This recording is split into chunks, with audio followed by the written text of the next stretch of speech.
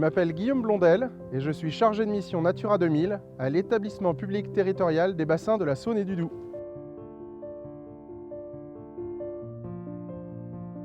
La richesse biologique du Val-de-Saône est reconnue à l'échelle européenne et elle est constituée essentiellement par ces milieux naturels ouverts, forestiers, humides, influencés par les crues, par les inondations de la Saône.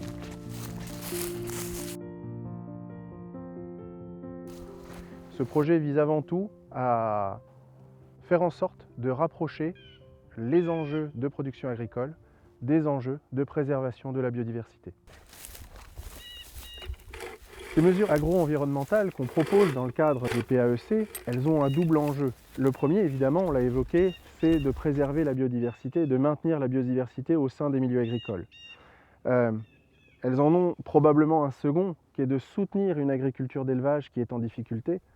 Et sans ce soutien de l'État, sans ce soutien fort de l'État et de l'Union européenne à l'agriculture d'élevage, peut-être que les milieux qu'on a autour de nous auraient déjà disparu au profit de la culture de céréales, de maïs, notamment dans les zones humides, et qu'effectivement, la question de la biodiversité ne se poserait plus dans ce cas.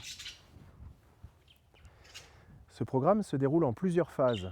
Donc la première étape, c'est d'abord de réaliser un diagnostic très fin du territoire, des enjeux qu'il constitue, à la fois des enjeux agricoles, bien sûr, mais aussi des enjeux de biodiversité, d'identifier les espèces et les habitats naturels qu'on va chercher à préserver au travers de ces mesures. On va chercher à reconquérir de la surface en prairie, c'est-à-dire qu'on va chercher, autant que faire se peut, à reconvertir des espaces qui sont cultivés en prairie.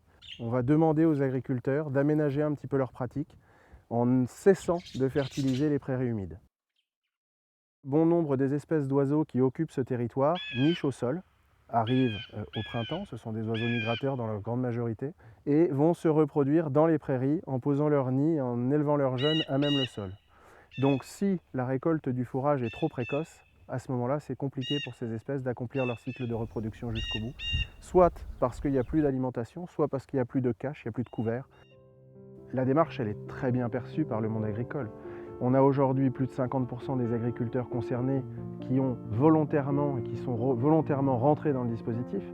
Ça représente un peu plus de 55% des surfaces qui étaient éligibles.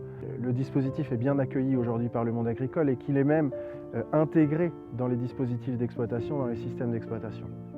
Depuis près de 20 ans, sur ce site, les politiques publiques agro-environnementales, notamment cofinancées par l'Union européenne, sont fondamentales pour le maintien des espèces et des habitats naturels du site Natura 2000.